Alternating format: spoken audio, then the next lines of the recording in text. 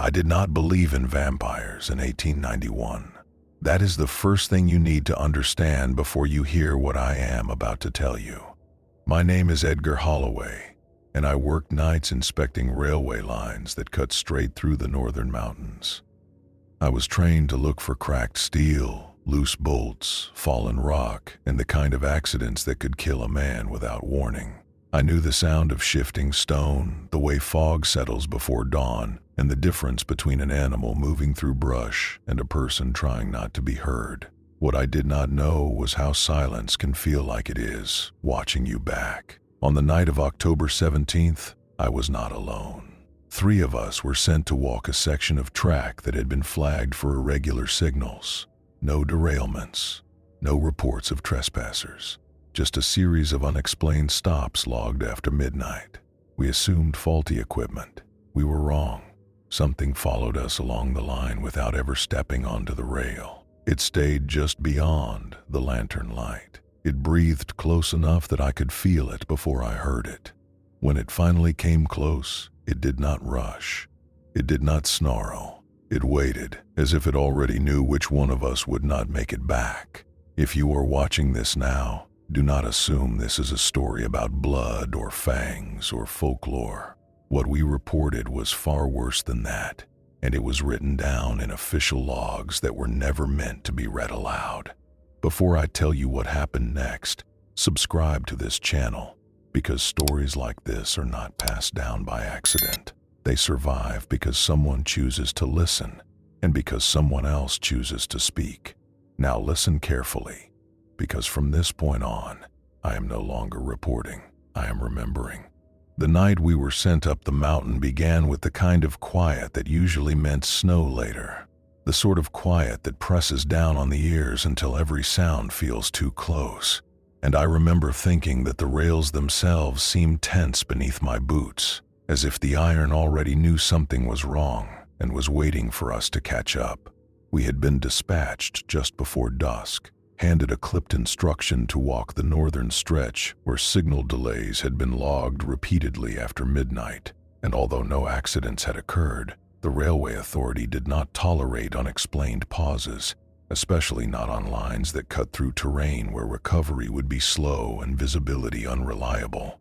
There were 4 of us that night: myself, Thomas Reed, who walked ahead with the stronger lantern and the habit of humming when he was nervous, Lionel Brooks, who kept meticulous notes and trusted paper more than memory, and Samuel Pike, older than the rest of us and quieter too, a man who had worked railways long enough to believe that nothing new could still surprise him. We moved in single file along the tracks, our lantern lights sliding over steel and gravel, illuminating bolts and sleepers, and then vanishing again into darkness that felt thick enough to hold on to.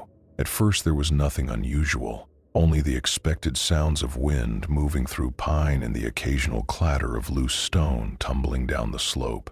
But as the hours stretched on, I became aware of something else, a sensation that did not come from sight or sound but from the space just beyond them, as though the darkness ahead of us was not empty but occupied, watching us approach without any intention of retreating. I told myself it was fatigue, or the mountain air playing tricks on my mind, yet the feeling did not fade when we stopped, and it did not fade when we spoke to one another either, lowering our voices instinctively, even though there was no one around to overhear. It was Thomas who noticed the first sign that something was wrong, not with the rails, but with the night itself, when he stopped humming mid-tune and raised his lantern higher, saying that the sound of our footsteps had changed, that it no longer echoed the way it should against the rock walls. When we listened, truly listened, we realized he was right, because our boots struck stone and steel without producing the expected reply, as though the mountain had begun to absorb sound rather than return it. We pressed on, documenting everything we saw, because that was what we were trained to do, but the further we walked, the more the sense of being followed intensified, not directly behind us, but parallel, moving at our pace just out of view, always far enough away to remain unseen yet close enough that the air itself felt disturbed. I could feel it on my skin, a faint pressure, like standing too near another person in a narrow corridor.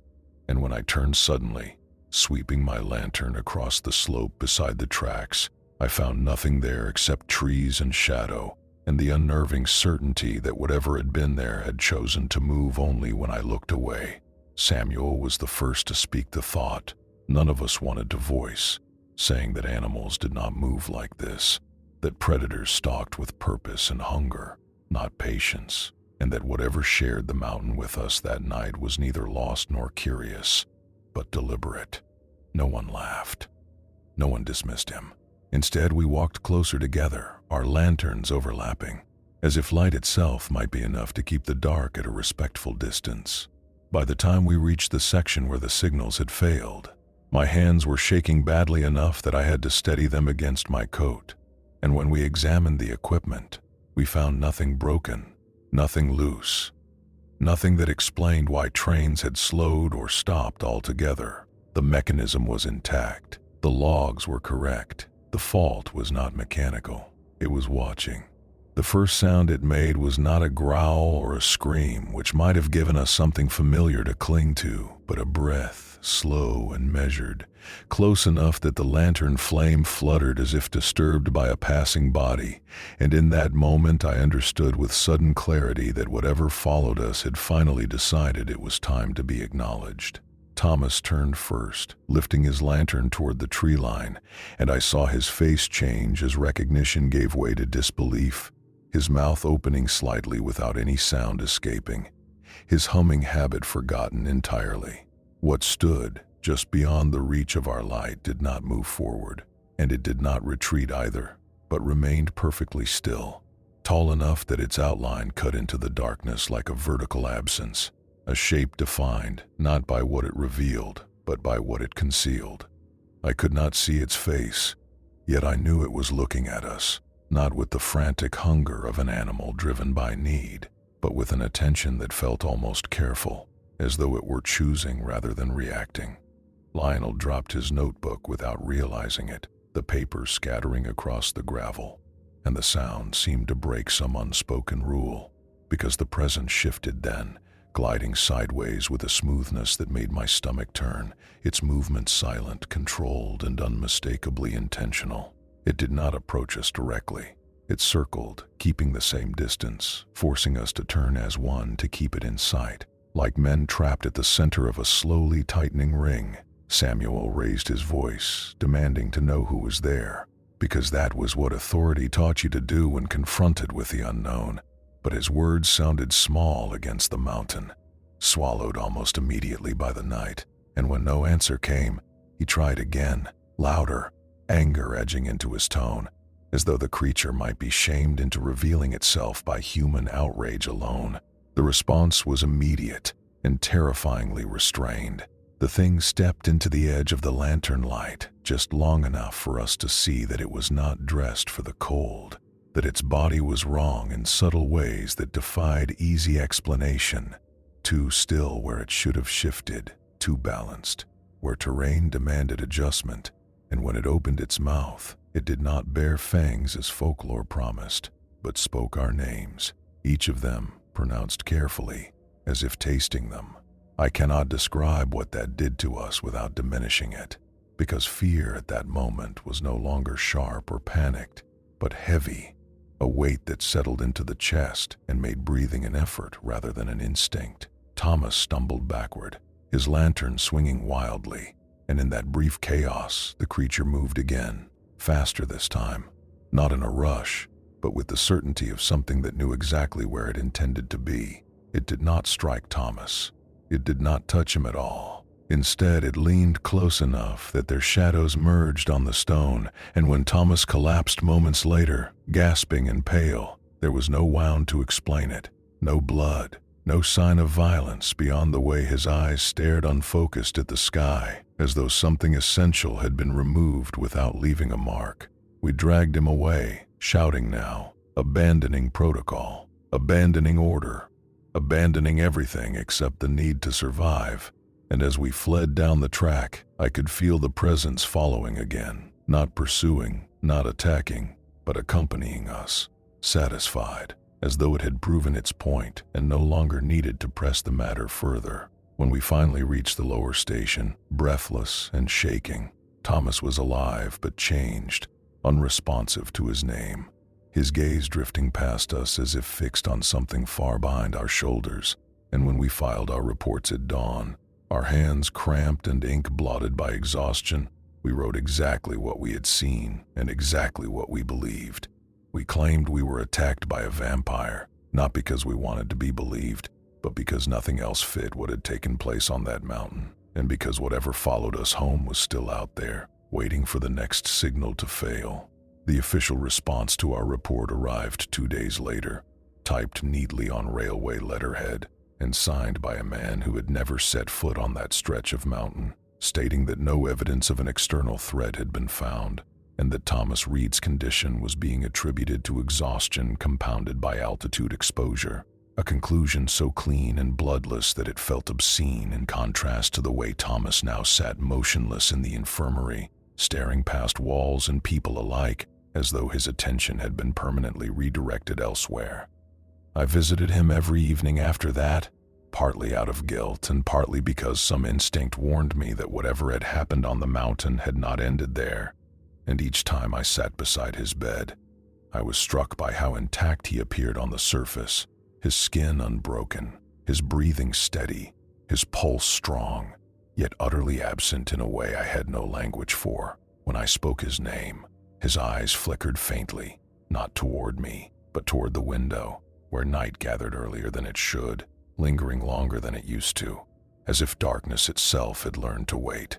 Lionel refused to speak of the incident at all, burying himself in paperwork and insisting that repetition would only invite scrutiny, while Samuel took the opposite approach, drinking heavily and muttering about old stories he claimed his grandmother used to tell, about things that lived alongside industry and progress without ever being erased by them. According to him, railways did not tame the mountains. They angered them, carving paths through places that had always fed on silence and isolation. The most unsettling change, however, came in the form of the logs, because despite the authorities' dismissal of our claims, the signal delays continued, always along the same stretch of track, always after midnight, and when replacement inspectors were sent in our place, they returned shaken, pale, and evasive, describing feelings of being watched and sudden illness that left no trace once daylight returned.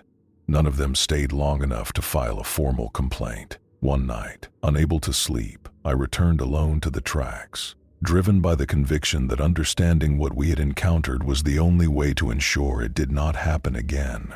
And as I walked the familiar path, lantern held high, I felt the same pressure gather around me, the same awareness of something moving just beyond sight, unhurried and confident in its proximity. I told myself that fear had sharpened my imagination. Yet the moment I stopped walking, the present stopped too, mirroring me with unsettling precision. It was then that I realized the truth we had missed in our panic, because whatever it was did not hunt indiscriminately, and it did not attack out of hunger alone, but responded to attention, to intrusion, to being observed and recorded, as though the act of inspection itself had drawn its focus. We had not stumbled into its territory by accident. We had announced ourselves. When I returned home before dawn, my clothes damp with cold sweat and my hands numb despite the warmth of the fire, I knew with absolute certainty that the thing on the mountain was aware of our reports, aware of our attempts to name it, and deeply displeased by the effort. Thomas died 3 weeks later, without ever regaining himself, his body failing gradually in ways the doctors could not explain, organs slowing as if starved of something essential, despite receiving every form of care available. And when I stood at his graveside beneath a sky too clear for comfort, I felt watched again, not from the mountain this time, but from the space between breaths, from the quiet intervals where nothing should have existed at all. After the burial, Samuel confessed that he had gone back to the site alone, hoping to confirm what he already believed. And though he did not encounter the creature directly,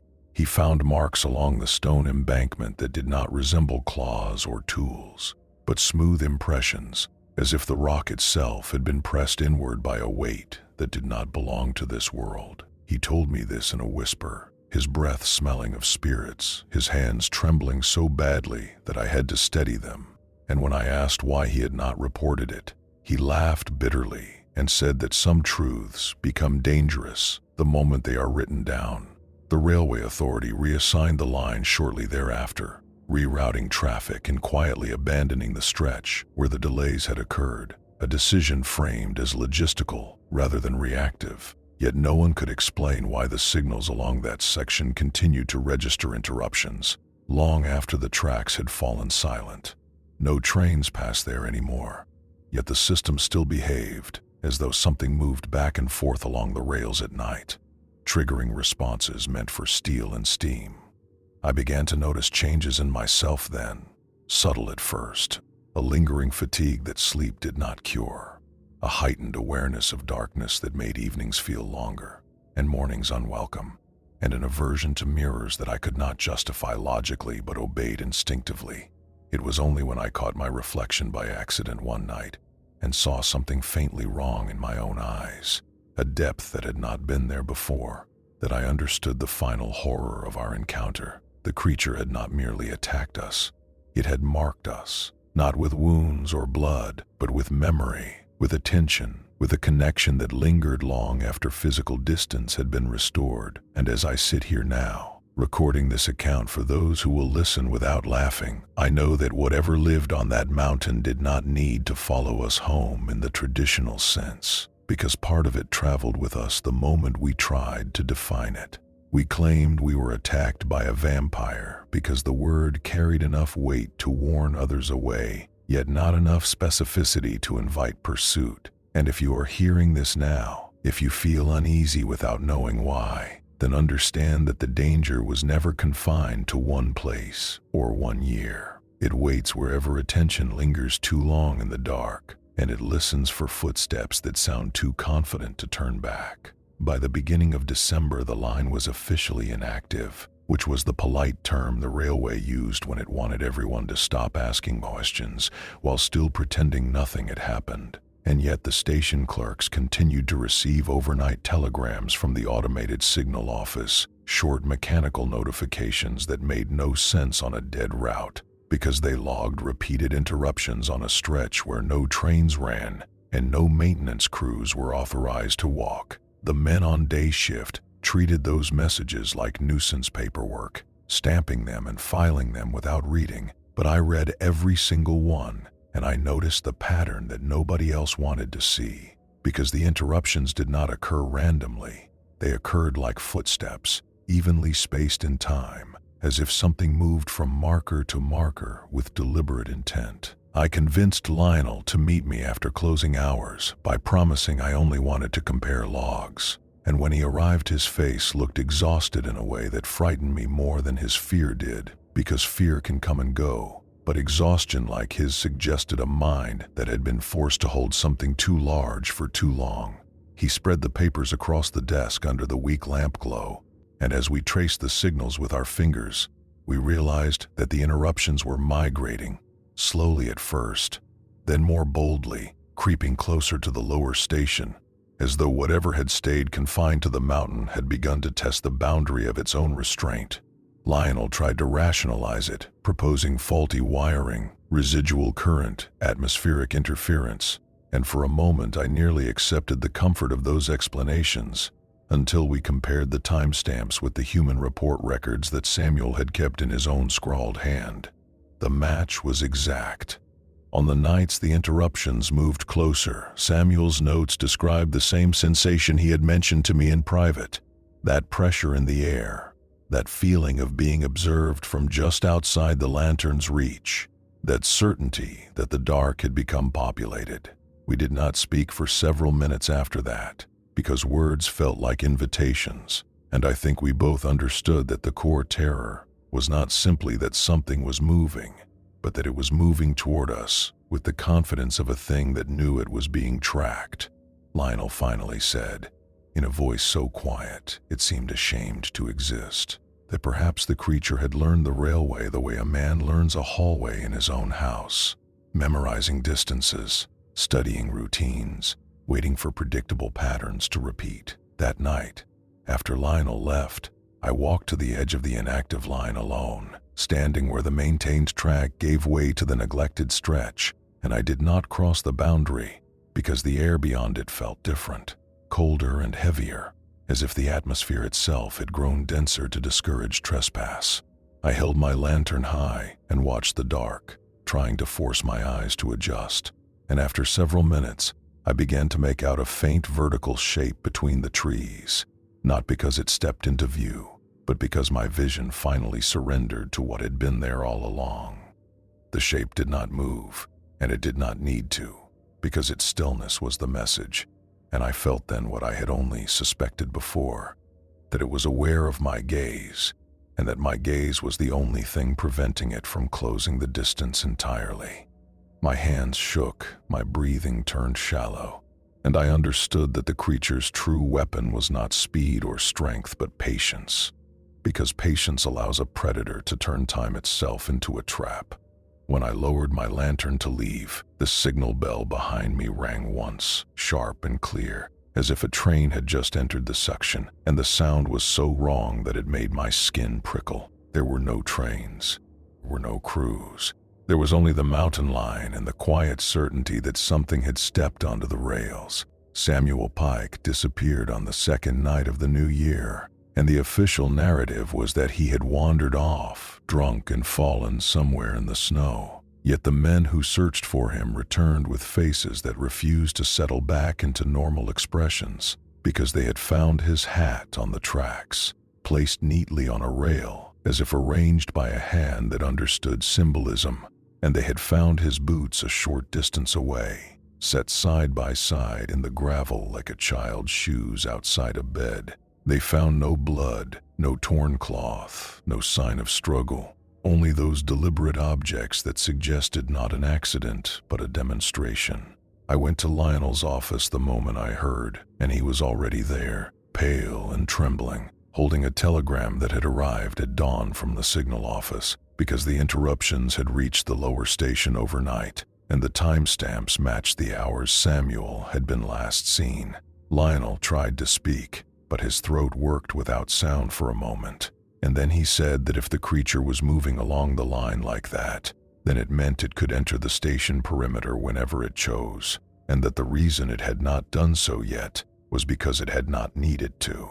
We made a decision that still feels insane to describe, because we chose to return to the inactive stretch, not with 4 men this time, but with 2, as if reducing our number might reduce our risk, and we went armed, not with rifles but with lanterns, because our world was industrial and practical, and we did not have the kind of weapons people imagine when they say the word vampire. We did not carry crosses. We did not carry stakes. We carried light and paperwork and the stubborn belief that if we faced the source directly, we could force the nightmare back into its boundary. The climb was worse in winter, the air thin and brutal, the track glazed with ice, and our breath hung in front of our faces like smoke that refused to disperse. Every sound was amplified by the cold each crunch of gravel beneath our boots echoing down the line. And yet beneath that echo there was another rhythm that did not match ours, a faint delayed cadence that suggested a second set of steps, softer than ours but perfectly aligned in timing, as if something moved beside us just beyond the edge of hearing. Lionel began to pray without admitting it was prayer, murmuring numbers and inventory codes under his breath, because the human mind will recite anything rather than sit in silence with its own dread. I wanted to tell him to stop because the sound felt like a beacon, but I could not speak either, because my tongue had turned heavy with the knowledge that we were doing exactly what the creature wanted, which was to bring our attention back to it, to walk willingly into a place where our fear would sharpen into something it could feed upon. When we reached the section where Thomas had fallen, the air shifted so abruptly that it felt like stepping into a different room, and the lantern flames narrowed, leaning as if drawn towards something unseen. Lionel froze, and I saw the moment his mind recognized a shape that his eyes could not yet confirm, because his body reacted before thought, his shoulders lifting, his stance tightening, his breath catching hard in his throat. Then the creature spoke again, and it did not shout, and it did not growl, but used my name in the same careful tone it had used on the first night, as if the word was not a label but a key.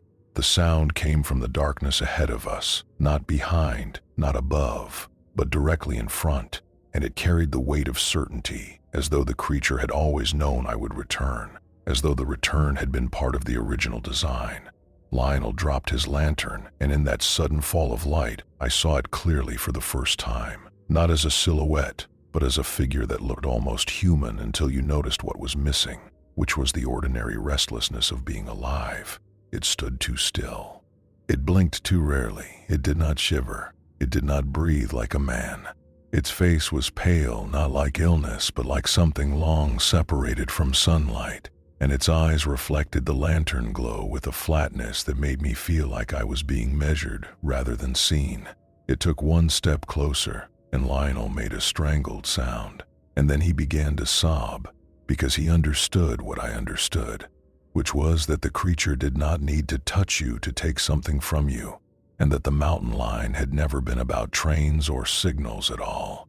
It had been a corridor, and we had been the ones walking it open. What happened next did not unfold with violence in the way people expect when they imagine an attack, because there was no sudden rush, no blow, no struggle that could be pointed to afterward as the moment everything changed, but instead a gradual narrowing of the world until the only thing that existed was the space between us and the figure on the track, a space that felt stretched thin, as though reality itself were being pulled toward it.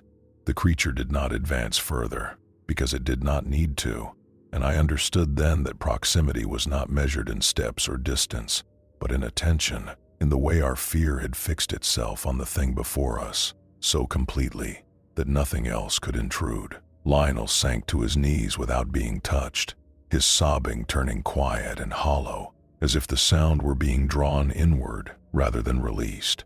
And when I tried to reach him, my legs refused to respond properly, not frozen by cold, but weighted by a pressure that seemed to settle directly into my bones. The lantern light dimmed further, not because the flame was dying, but because it no longer mattered, because the darkness had become the dominant presence, shaping the scene rather than reacting to it. The creature spoke again, and this time it did not use names, but memories, describing moments from our lives with unsettling precision, details that could not have been guessed or inferred, moments of private regret and unspoken guilt that made my stomach twist, as if I were being opened from the inside. It did not accuse, did not mock.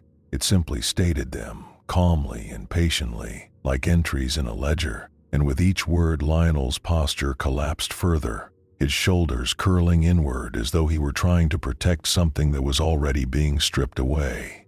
I realized too late that this was the attack, not an act of force but of extraction, a draining of whatever allows a person to remain fully present in themselves, and I understood why Thomas had survived without surviving. Why Samuel had vanished without leaving a trace, because the creature did not need bodies, it needed absence.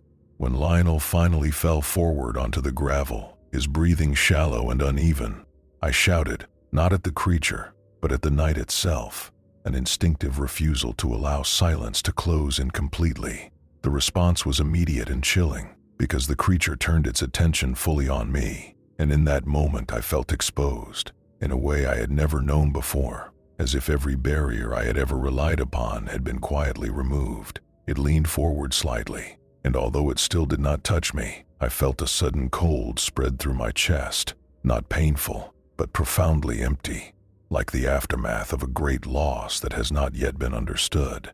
I do not know how long that moment lasted, because time ceased to behave in any familiar way, stretching and compressing until seconds felt like hours and hours collapsed into nothing. But when the pressure finally eased, the creature stepped back, retreating into the darkness with the same unhurried grace it had shown all along. It did not flee. It withdrew, as though the encounter had concluded exactly as intended. When I could move again, I dragged Lionel down the line until my arms burned and my lungs screamed for air, driven by nothing but the instinct to put distance between us and that place. And when we reached the lower station just before dawn, the clerk stared at us in horror. not because of visible wounds, but because of what was missing from Lionel's expression. His eyes were open, but there was no recognition behind them, no response to voice or touch, only a distant focus fixed on something far beyond the walls. That morning, the signal logs recorded the most severe interruption yet, a complete shutdown along the inactive stretch that lasted exactly as long as our encounter. And when the system came back online, every indicator registered clear, as if nothing had ever been wrong at all. The investigation that followed was brief and deliberately shallow, conducted by men who asked questions only long enough to justify the answers they had already decided upon. And Lionel was officially listed as suffering from acute psychological collapse brought on by prolonged exposure to stress, altitude, and grief. A diagnosis that neatly absolved everyone of responsibility while explaining nothing of substance. He was transferred to a private care facility within a week, and I was advised, in the firm but polite language of authority, to take an extended leave and refrain from discussing the incident with anyone outside official channels. I obeyed publicly and documented privately, filling notebooks with every detail I could recall, not because I believed the records would stop what had begun, but because I feared what would happen if the events were allowed to exist only in memory, where they could be altered, softened, or dismissed entirely. The railway logs were amended, the signal records were archived. The inactive line was quietly reclassified as permanently closed due to geological instability, and the mountain was left to itself again, as though it had merely been inconvenienced by our presence. At night, however, the signal still appeared in my dreams, blinking steadily against a dark horizon, and I would wake with the certainty that something was moving along the rails once more. Not in the physical world this time, but along the pathways of attention and recollection, following the story wherever it was carried. I began to understand then that the creature had not been bound to the mountain alone, but to observation itself, to the act of being noticed, recorded, and named. The most disturbing confirmation came months later, when I received a letter from a clerk in another region, a man I had never met, who wrote to ask whether our signal anomalies had ever coincided with reports of sudden illness among night workers, because his own line had begun experiencing similar interruptions, always after midnight, always without mechanical cause. He mentioned no mountains, he mentioned no forests, only rails, darkness, and a growing reluctance among his men to work alone. I did not reply to his letter, because by then, I understood the danger of acknowledgement, and because part of me feared that even reading the words too closely might invite something to listen. Instead, I sealed my notebooks, marked them with dates and locations, and placed them where they would be found only if someone went looking deliberately, with the full knowledge that some questions, once pursued, do not allow you to return unchanged. We claimed we were attacked by a vampire, because the word was old enough to carry warning and vague enough to resist classification. But the truth is more unsettling than any folklore, because what we encountered did not belong to a single place, a single shape, or even a single time. It belonged to the spaces people walk through at night believing they are alone, and to the quiet certainty that something is waiting just beyond the light, patient enough to let you come to it. I did not intend to return to the mountain a final time, because by then I understood that survival did not mean escape, but delay. And yet the knowledge that something had been left unfinished pressed on me with the same steady insistence that the signal interruptions once had, rhythmic and patient, impossible to ignore without consequence. The notebooks I had sealed months earlier began to feel less like records and more like invitations, and I found myself waking before dawn with the certainty that the creature was not finished with me, simply because it had chosen restraint, a restraint that could be withdrawn at any moment without warning or explanation. The decision came quietly, without drama, on a night when the air felt wrong again, thick and expectant, and the lamps along the lower station flickered despite clear weather and intact wiring. I packed no equipment beyond a lantern and my notes, because I no longer believed in preparation as protection, and when I began the ascent alone, I did so with the understanding that whatever awaited me already knew I was coming, because it had known long before the thought ever formed in my mind. The inactive line looked older than it should have, rails dulled and sleepers warped, as if time had accelerated in that isolated stretch. And with every step forward, I felt the familiar pressure return, not sudden, not aggressive, but welcoming in the way a closed room welcomes the person who finally opens the door. I did not call out. I did not demand answers. I simply walked, because I had learned that silence was the only language the mountain respected. It appeared where it always had, just beyond the lantern light, tall and still and unmistakably present. And this time I felt no surge of panic, only a profound sadness, because I understood at last that what stood before me was not feeding on fear alone, but on recognition, on the human need to define, to explain, to assign meaning to what should perhaps remain unnamed. When it spoke, it did not use my name, and it did not recount my memories, but asked a single question in a voice so calm it bordered on gentle, asking why I had returned. I answered honestly, because there was no point in lying, and I told it that people would keep coming, inspectors, workers, men trained to observe and record, because that was what humans did, and that the rails would never truly be abandoned, as long as they existed as pathways, and that the story would not end, simply because it frightened those who heard it. The creature listened without interruption, and when I finished, it regarded me for a long moment that stretched into something timeless. Then it stepped back, not in retreat, but in acknowledgement, and I felt the pressure ease for the last time, leaving behind a quiet that was no longer oppressive but complete. The lantern flame steadied. The night resumed its ordinary sounds. The mountain closed in around itself again, and I knew with a certainty that felt heavier than relief that the creature had not been destroyed or banished, but satisfied, its attention redirected away from me, at least for now. When I descended before dawn, the signal logs recorded no interruption, not that night, not the next, and not for many nights afterward, and the inactive line settled into true silence at last, as if something had finally been allowed to sleep.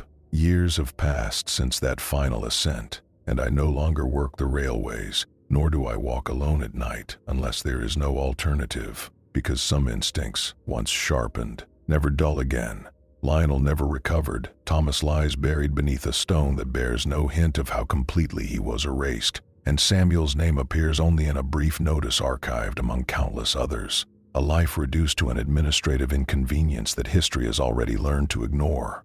From time to time, however, I hear echoes of the pattern repeating elsewhere, in letters that are never sent, in reports that are quietly amended, in stories dismissed as stress or fatigue or imagination, and I recognize the familiar shape beneath the excuses, because I know now that the creature did not belong to the mountain alone, but to the threshold between attention and silence. It does not chase, it does not rage, it waits, and it feeds on those who look too closely for too long. We claimed we were attacked by a vampire because the word carried just enough truth to warn without revealing, and because the alternative was admitting that there are presences in this world that do not need violence to devastate, that can dismantle a person gently, patiently, without ever leaving a mark that demands belief. If you are listening to this and feeling uneasy, then understand that discomfort is not accidental, because stories like this endure precisely because they brush against something real that refuses to be fully understood. I am recording this now not to invite investigation, but to set a boundary, because some knowledge protects only when it is shared carefully and at a distance, and because the worst mistake we made was assuming that observation itself was harmless. If you walk alone at night and feel the world grow quiet around you, if your footsteps seem too loud and the darkness too attentive, do not hurry to explain it away, and do not linger in the hope of certainty. Turn back while you still can. If this story held your attention, if it made you question the safety of familiar places or the comfort of official explanations, then understand that stories like this survive only because someone chooses to listen all the way through. Subscribe to this channel, because these are not stories meant to entertain, but records meant to endure, and the more carefully they are shared, the less likely they are to repeat. Leave a comment only if you understand what that means. And remember, some stories do not want to be believed. They only want to be heard once.